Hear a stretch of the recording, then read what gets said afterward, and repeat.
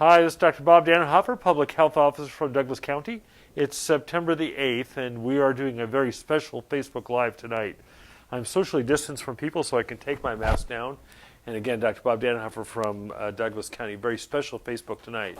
So one of the things we worry about in public health is that one emergency doesn't preclude another. And so while we've been dealing with COVID, now we're also dealing with fire.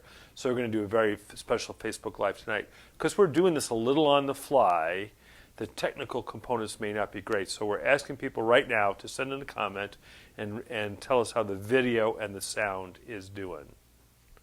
We'll give a minute or two. We're still a minute or two early and see. We've got 4 very special guests tonight, and those very, very special guests will help us on what goes on. Looks good. Okay, great. It's just 6 o'clock, so we'll get started. Again, Dr. Bob Dannenhoffer, Public Health Officer from Douglas County. We're doing a special Facebook Live tonight. In addition to dealing with COVID, we're also today dealing with some very significant fires. And as I said a few minutes ago, we have 4 very special guests who will join us tonight who know a lot more about the fires than I do. But I do know about COVID, so we'll start with that as we always do. Still a very active pandemic. Getting better in Oregon, really good in Douglas County. Very few cases last week. If things hold, we should be able to open schools in the next week or so. That's all I'm going to say about COVID tonight, and we're going to move on to our very special guests. So we have with us tonight Commissioner Freeman and Sheriff Hanlon. And as we move these around here, everybody is socially distanced.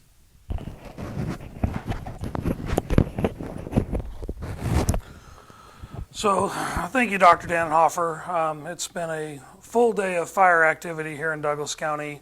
I got the first text message from our emergency manager just after 2 a.m. this morning, and that was about the fire that was occurring just north of Glide. I got up there just a little bit after 5 a.m., and the amazing amount of work that had been done already that quickly in the morning was really impressive.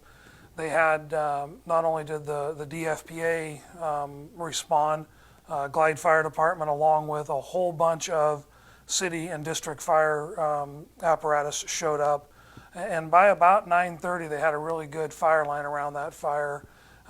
Last numbers I saw was around 450 acres, and literally got that handled very, very quickly. During that time, we kept hearing about fires further up the river. And the first fire we heard about was up in the Williams Creek, Bogus Creek area. So about 9 o'clock, and the sheriff's here, he'll be able to talk a little bit more about this. The sheriff and I went up river to that fire way up at Williams Creek, which is almost a steamboat in, a couple miles this side of there. And there was quite a bit of fire already, big column of smoke, really unusual for that early in the morning, but tremendous amount of wind up the river.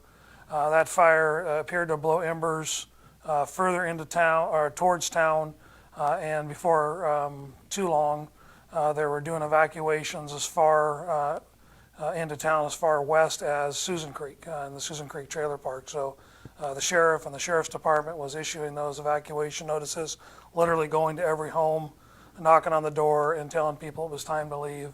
Amazing amount of teamwork between the Douglas Forrest Protection Association, the Umpqua National Forest, all the rural fire districts had apparatus there, and certainly the Glide Fire Department and the Sheriff's Office. The Sheriff's Office was, as usual, just tremendous when it comes to fire situations. Continues to be a lot of fire, and there's going to be an in-briefing of a new fire team tomorrow morning. I'll attend that. Again, the sheriff's here, and I'm sure he'd like to add a little bit to that. We're happy to answer questions that we have, but primarily the information around fire and fire questions really does. We try to send people to the Sheriff's Department, to their Facebook page, to the DFPA and U.S. Forest Service. We have opened the fairgrounds for those people that have horses that they're evacuating. We did that early this morning. And then just more recently, we've opened the fairgrounds for those people that are evacuating that need a place to park their RV. They can just go out to the fairgrounds. And I can't promise there'll be hookups for everybody, but there'll certainly be a place for everybody to park. And we're doing our very best out there to accommodate the needs of those people that are evacuating. So Sheriff, I'm going to hand this microphone over to you, and you can talk a little bit more about all the different stuff going on up on the fire.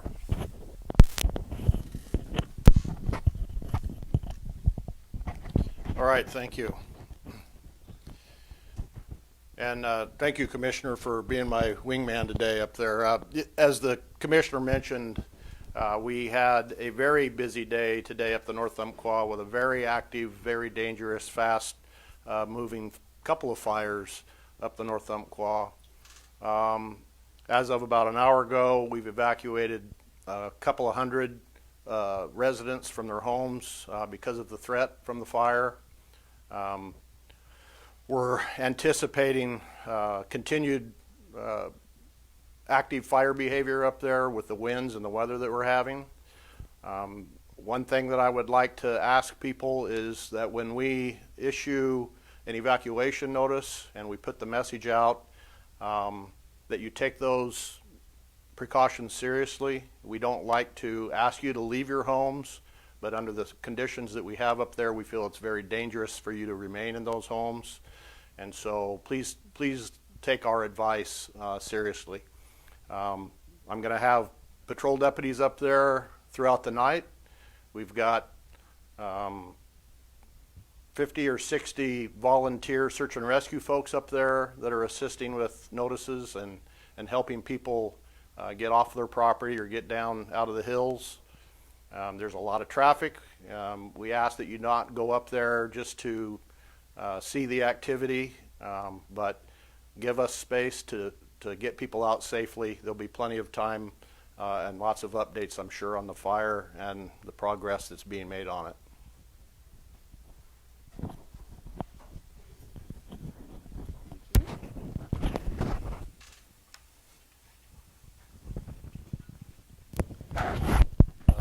All right, we're going to be getting the Brad Odell and Kyle Reed from DFPA on the line in just a bit. Until then, from a public health standpoint, fire is especially dangerous because of the smoke, and the smoke that especially affects people with lung conditions. Now, for weeks I've been asking people if they're going to congregate outdoors.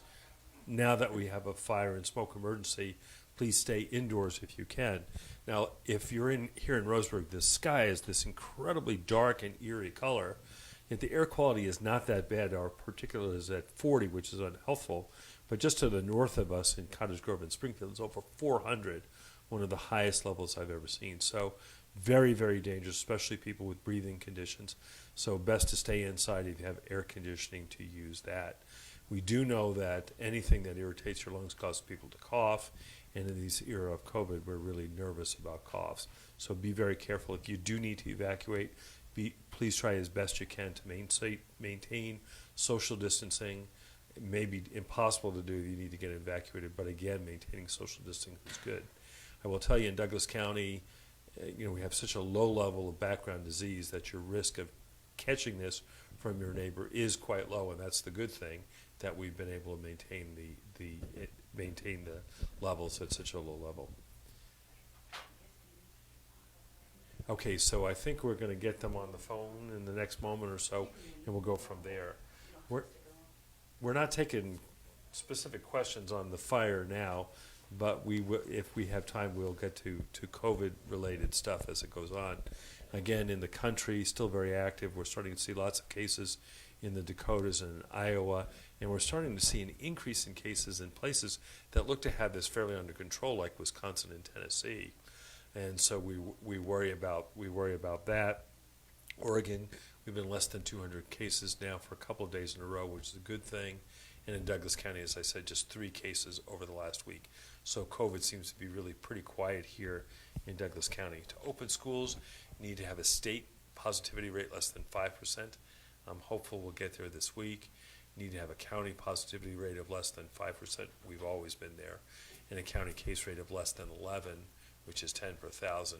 And we've been there now for the last 4 weeks. So it looks like, again, we're going to be able to start. All right, looks like we've got our people on the phone here. And we'll do that. So Kyle's on the phone. Hi, Kyle. How are you? This is Brad Odell. Hi, Brad. How are you? I'm doing well, Doc. How are you? Over the phone, it's hard to tell. Right. So we can have somebody from the audience tell us how this sound is. We're waiting on Right. an audio check, are we? Yeah, we're waiting on an audio check. So it's good. Okay. So why don't you go Okay. on, Kyle? Tell us what's up. All right. Well, I just wanted to spend a couple of minutes kind of explaining to everyone what we mean by level 1, level 2, and level 3, or ready, set, go. So this is a pretty universal system that is used throughout the state on evacuation processes. Essentially, what people need to know is that the be ready or level 1 evacuation means exactly that, to be prepared. So residents should be aware that there is danger that exists in the area, and they should monitor emergency services websites and local media outlets for more information. This is the time that we want people taking to prepare and make precautionary movement of individuals who may have some special needs, mobile property, and, under some circumstances, pets and livestock. If conditions worsen, emergency service personnel may contact the public by using emergency notification systems or through in-person contact. We would encourage everyone in the county to be in a level 1 or be ready state at all times. This does not mean that you have to leave your home, but it's a level of preparedness before the emergency exists in the area. The second part of the process is a level 2 evacuation, or be set. And what essentially that means is that people need to be prepared to leave at a moment's notice. This level essentially indicates that there is a significant danger in the area and that people should either voluntarily relocate to a shelter with family and friends outside of the affected area, or if choosing to remain, be ready to evacuate at a moment's notice. This is the time that individuals have time to gather necessary items, but knowing that they're doing so at their own risk. The other important thing to know is that situations oftentimes, especially in wildfire situations, change rapidly and they evolve very fast. And so when a level 2 notice is issued, it may be the only notice that the individual receives. And it's important to know that you don't have to wait for further evacuation notices in order to leave. If at any point in time you feel like you're in danger, or that you're just not comfortable being in the area, or if you're experiencing maybe some difficulty with the smoke or something along those lines, it's okay to go ahead and leave, and you don't have to be told to do so. Emergency services may not be able to guarantee that they would be able to notify you in the event that those situations continue to deteriorate. So again, in a level 2, we would ask people to really consider leaving their home. The last one is a level 3 evacuation, or what we call go. And that is essentially that, leave immediately. It means that there is a significant danger in the area and it is imminent, and that you should evacuate immediately. We caution people that if they choose to ignore the advisement, they have to understand that emergency services may not be able to assist them any further. So we would ask that they don't delay in leaving. This is not the time to gather belongings or make efforts to protect your home. And this is essentially the last order that you will receive. And so, again, it's important to be prepared to know what all of this means, so that in an emergency, if you have a search and rescue volunteer or a deputy knock on your door and tell you that you're in one of these categories, you understand exactly what's going on. We would, I would also just tell people that there's a lot of resources out there, especially about preparedness. we're talking about preparedness all the time, whether that is a fire or a tsunami or some other natural disaster or even a big snowstorm, to be prepared. And there's a lot of great resources out there. You can check out our website at DCSO.com, or one of the other ones is ready.gov. That's a great website that has a lot of really helpful resources available. The last thing I'd like to say is, it's been a really busy day here at the Incident Command Post. We're trying to get information out to the public as rapidly as we can and as accurately as we can. We would ask that you understand that this is a really rapidly evolving situation.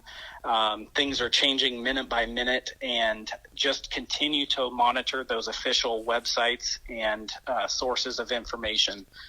There are individuals who post things that they hear maybe through the scanner or radio traffic, or they think that they have heard, and then sometimes that can cause a lot of confusion.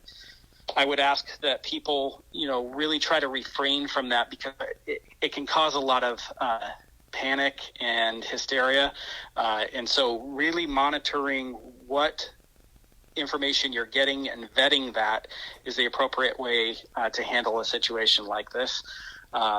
Official sources like the Sheriff's Office Facebook page or the website or the county government page, Douglas Forrest Protection Association's website, they send out press releases on a regular basis and post a lot of really good information on their Facebook page as well. The Umpqua National Forest is involved in this particular incident that we're dealing with out here in Clyde. And so, just monitoring those official sources as well as the reputable news and media outlets here in Douglas County. So that's pretty much all I had. I just wanted to really kind of explain the process of evacuation, what the different levels mean, and provide that information to everybody. Again, if you still have questions, we'll do the very best that we can to provide that to you in a timely and accurate fashion. But really stick to those official outlets and just continue to monitor the situation. Like I said, it's changing minute by minute, and so we just want everybody to be safe. That's the most important thing.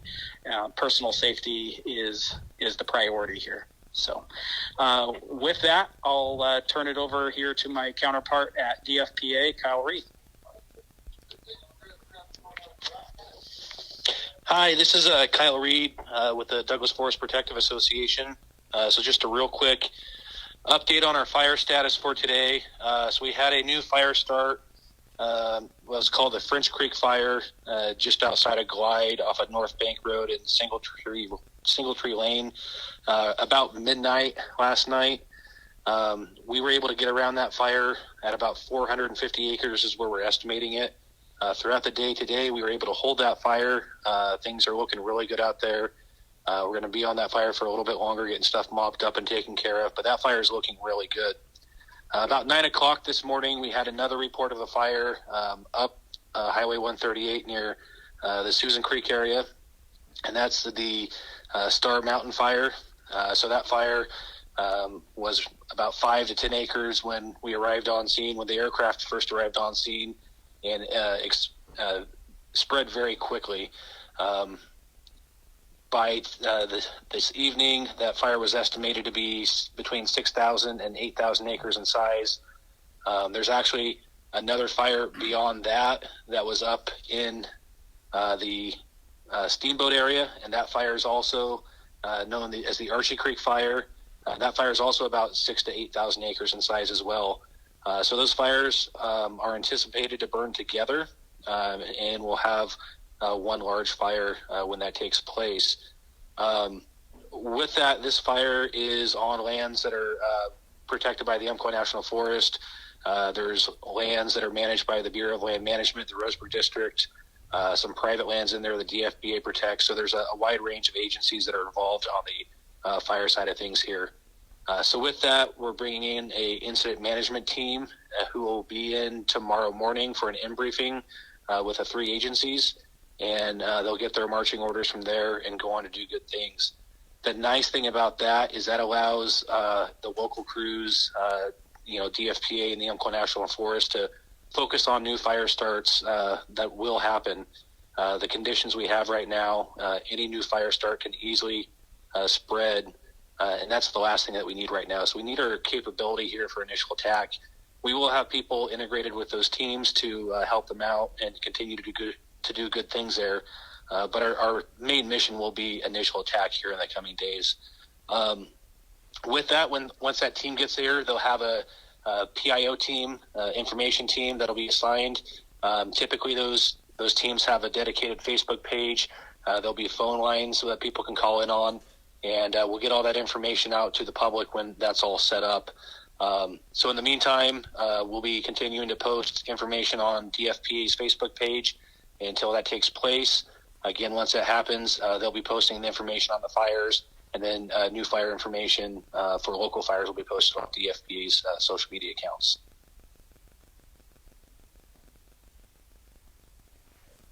Great, thank you for all of that. So the latest evacuations are on Lone Rock. Yes, so Lone Rock Road. Lone Rock Road, and from basically Highway 138 at Idlewild Park down to the Green Bridge at Lone Rock Road. Okay, so the Green Bridge from Lone Rock Road up to Idlewild. Yeah, up to Yes. Steamboat. Actually, Up to clear Steamboat. Steamboat. All the way up to Steamboat. Yeah. So a lot of level 3 evacuations. So these people really should be leaving now. And we're- Yeah, so that's one thing that we can't stress enough. Take these evacuation notices seriously. These conditions are almost off the chart. In my 18 years of firefighting here, I've never seen fires burn like they have in the last 24 hours with the dry fuels that we have, the east wind conditions, and the low relative humidity readings. It really felt like a fire in Southern California with the nonstop wind overnight and early this morning and throughout the afternoon as well. So these fires are moving very quickly. Please listen to the evacuation information and follow through with that. And do you have a wind forecast for tonight? So the forecast for tonight, I can pull that up real quick. It's not very favorable. So the system that's set up here over us was forecasted to last 48 or so hours. So tonight we are looking at winds in the valleys northeast at 5 to 10 miles an hour with gusts up to 20. And then on the ridges and upper slopes, we're going to see winds that are 6 to 15 miles an hour with gusts up to 35 miles an hour in the late evening and after midnight. The other big thing there is the humidity level. So typically at night, our temperatures go down, our humidities come up. Our humidities, for the Roseburg, North Bank area, kind of out this way, are in the low 20s. So that's very poor humidity recoveries for an overnight humidity reading. So, typically those will bounce up into the 70 to 80% range overnight. These readings are very low for a daytime humidity around here. So very unprecedented to see these at night. So I'm hearing we're all under level 1, which means we should all be starting to think about getting ready to leave, and the areas that are under level 3, it really is time to leave. There is no time to dilly-dally around. It is time to leave. That's exactly true. We've said here between the sheriff's office and DFPA for a number of years that once we get into fire season, every Douglas County resident should be in that level 1 state of mind where a new fire start can happen anytime, anywhere, any day. And it could be your backyard, it could be 5 miles away, it could be 10 miles away, but depending on those conditions and where that fire is moving, it can impact you very quickly. So, it's just the simple things of having a plan, knowing what you need to do, what to grab, where you're going to go, have all that planned out ahead of time so you're not kind of panicking at the last minute. And while COVID is serious, again, your risk of getting it here is low, and most people will survive COVID. If your house is burning down, much more serious than COVID. Yeah, that's a situation we don't want to see happen, obviously, here. We're doing everything we can to protect structures and do what we can with the resources that we have to start working on this fire. But this is going to be a long-term event for the foreseeable future here in Douglas County. Great. I'd like to tell people that you really should get your information from credible sources. Both the Douglas Fire Protection Association, DFPA, and Douglas County Sheriff's Office, DCSO, have Facebook pages that have the latest on evacuations, where to go, how to get ready. I know people love to chat on Facebook, but please see the reputable sites.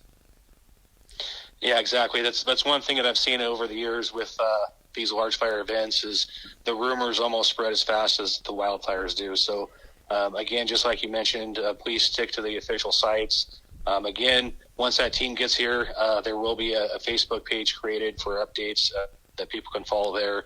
And then for new fire events, that'll be back on DFPA's Facebook page. Great. And as always, be kind and be safe. Exactly. All right. Anything from the commissioner or the sheriff to end? Well, just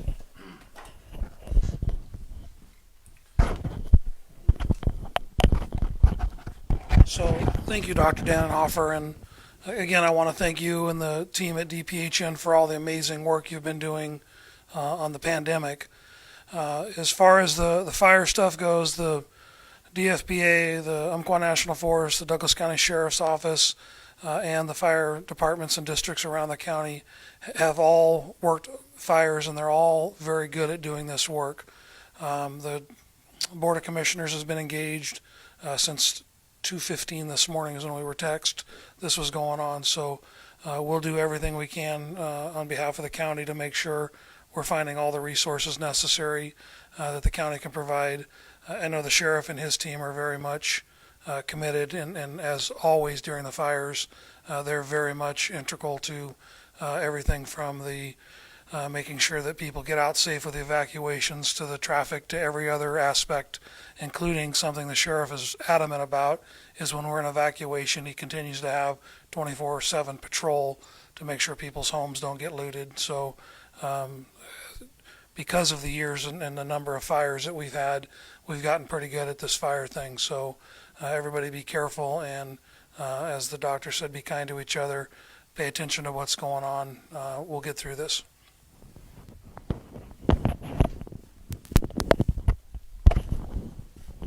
Yeah, just one quick comment. I would be remiss if I didn't mention this.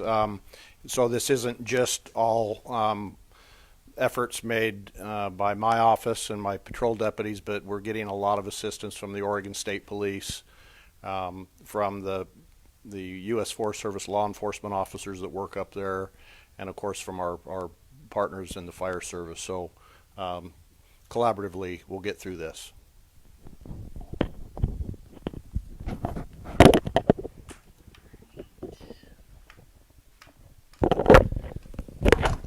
All right, it seems like COVID is the least of our problems tonight, but still's there. So we'll still take your questions about COVID. If you guys want to stay, that's great, but I'm sure you have other stuff to do. So a couple of interesting things have come out this week about COVID. One is we talked a few weeks ago about poop tests, and as pediatricians, we're really into stool.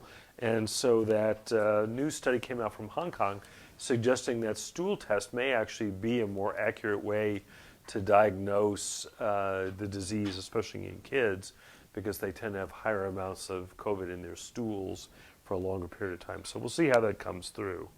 The other thing that came out this week, which is very interesting, was something about ivermectin. So ivermectin is an antiparasitic drug we've used for a long time. We use it to treat worms sometimes. We use it to treat head lice sometimes.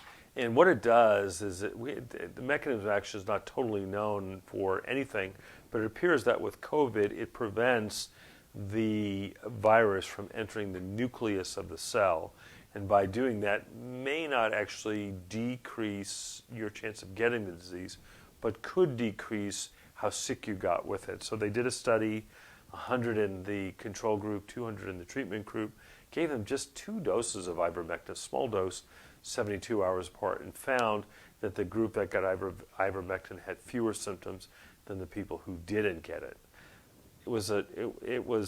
Nobody was very sick, so it was hard to know how clinically significant it was, but we may start to see that. The other thing is the vaccines. There's a lot of hope for the vaccines. Well, today there was a cautionary note. So in the midst of vaccines, as you give vaccines, as you start to see any side effects, you hold off on any giving more until you can figure out what those side effects were about. And the AstraZeneca vaccine, apparently today, they stopped giving new to see, because there were some signals about perhaps some side effects from the vaccine. And again, that's not surprising. I think that happens all the time with vaccines. But since we're moving at such a rapid pace, that seems like that could be a setback. But again, that's the right thing to do. When you start to see side effects, you need to check to see if the side effects are related to the vaccine or they're just something that happens. I mean, when you take enough adults together, some people are going to win the lottery, some people are going to have a heart attack, some people are going to have a stroke. And it's really important to know when we do this, is it from the vaccine or is it just luck? I think the last thing I want to talk tonight was about the long haulers. So long haulers are people who've had the disease weeks or months ago and continue to have symptoms. And so I presented last week our study of our long haulers. So about 80% of the people who had the disease back in February, March, and April are still sick. So they're still not back to normal. So that was stunning. To put a sharper point on it, this week there was a story in the Register Guard about a young collegiate middle distance runner. If you want to find the healthiest people in the world, find a collegiate middle distance runner, right? These guys who can run an 800 in 2 minutes are just amazing in their strength and endurance. So this young woman who was a collegiate runner 9 weeks ago got COVID. And still 9 weeks later, she spent several days in the hospital. She has tremendous shortness of breath, fatigue, and chest pain, still so much that there'd be no way that she could compete. So again, she's likely to survive this, but she is clearly not back to normal 9 weeks later. Very few diseases, very few infectious diseases that 9 weeks later you're not back to good. And remember, as we reported last week, about a third of collegiate athletes who had COVID, even mild cases, have some inflammation of the heart. That's a big concern. Okay, are there questions about COVID? Okay, well, you know, in looking at the sky tonight and seeing how red and ominous that looked, is not surprising that we're focused more on fires than COVID, and that's a good thing. We'll do this again on Friday. If still the fires are a big issue, we'll again continue to invite the commissioner and the sheriff and people from the Sheriff's Office and Fire Protection Association. Let me just end with a few things. One is, if you have questions, please go to the Douglas Fire Protection Association, DFPA Facebook page, or the DCSO Facebook page. Those will tell you about evacuation, who needs to evacuate. And again, I would plead with you to follow their good advice. For all of us who are in level 1, we should be thinking about getting ready, making plans, being sure that we're thinking about what we would do with the pets, what we would do with grandma, how we would get out of there. And if you're in level 3, please heed their advice and leave. You know, these people put themselves at tremendous risk, and we saw some just absolutely harrowing videos today of people driving through fire to save people. If you don't evacuate and you get blocked off by fire, and remember up there's really just typically one way in, one way out. We really, really want people to be safe. So if you get a level 3, please leave. And be kind to each other. I mean, this is a time where tempers will rise. With COVID, again, we're in a pretty good spot. I don't think you have to worry if you have to be around somebody else that you're going to get COVID. But if possible, socially distance and wear a mask. Again, this is Dr. Bob Dannenhoffer, the Public Health Officer from Douglas County. We'll do this again on Friday or sooner if we need to because of other fire stuff. Again, thank you.